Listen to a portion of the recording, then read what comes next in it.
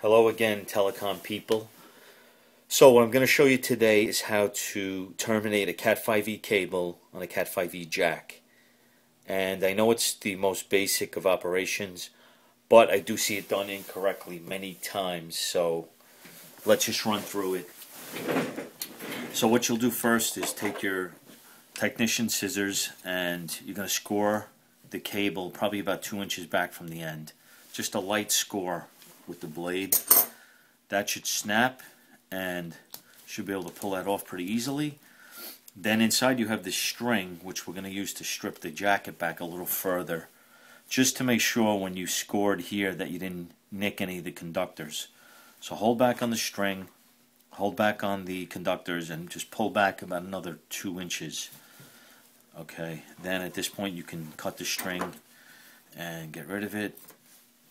Okay, peel back the jacket, cut that and get rid of it. Just make sure you don't nick the conductors. Okay, and you have your 4 colors: blue, orange, green, brown. So what you do next is grab your jack, and you'll see the jack's color coded with A and B, an A and B pin out. 98% of the time you're going to see a B pin out. For it depends on the customer's existing network, but most likely it's going to be a B. So in this case, it's pretty self-explanatory. Obviously, in that slot, you would put your white brown, you'd put your solid brown, then your solid green, then your solid blue. Here you would put your solid orange, your white green, and your white blue. Okay, so your orange and brown are on the inside. So let's get those two out of the way first. So bend back your blue and green. Now you'll take your brown, and you kind of want the jacket of the cable to butt up against the end of the jack so you get a nice tight fit.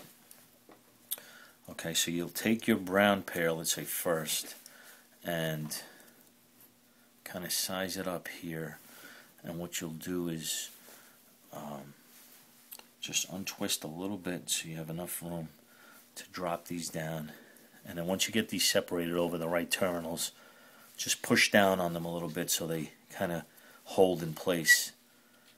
Alright, then you want to do the same thing for the orange on this side. So you separate the two and then just push them down so you have a nice fit. Okay, so those two are in place. Now your blue and your green, you're going to have to untwist a little bit. So what I like to do is cut them a little bit shorter. And you're going to do your green first. So untwist that a little bit. And take your white green. Push that down. Take your solid green. Push that down. Your blue is next. Same thing, put your white blue to this side. And push down, and then your solid blue to the other side, push down, and now all your cables are seated correctly. I always double check just to make sure. So you have your solid blue, your solid green, your solid brown, and your white brown. On this side you have your solid orange, white green, and white brown. So everything's in the correct spot.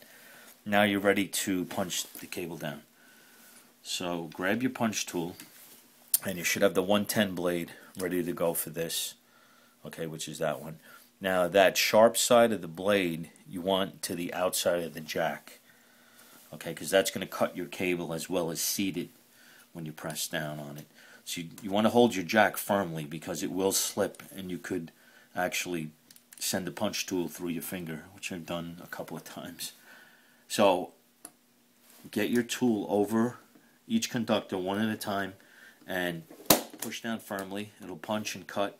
I'm going to do 4 times on one side